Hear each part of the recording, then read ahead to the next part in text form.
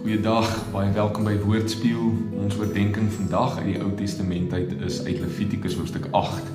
Tema is genade alleen en ek lees vir jou vers 34.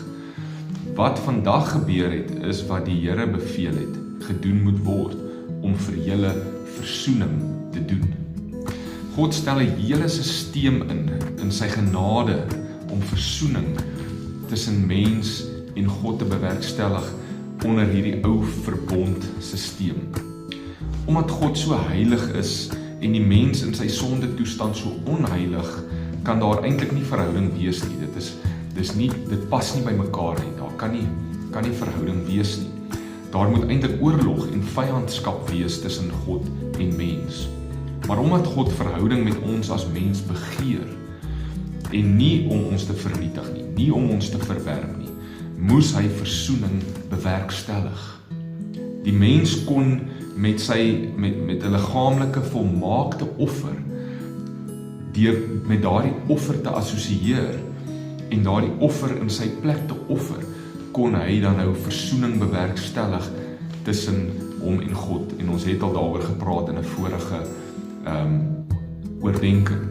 So sou die sonde wat dan die skeiding bring, bedek word en kon die persoon in verhouding met God voortleef, deur sy vertroue in hierdie genade te plaas.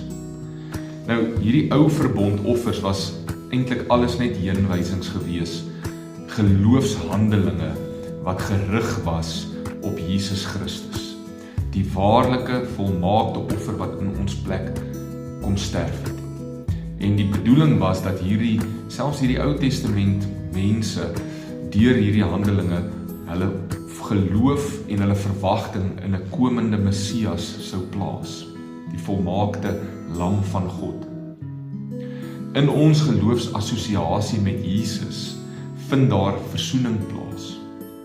Word ons lewe 'n aangename reukoffer voor God en kan ons in verhouding met God nou voortleef.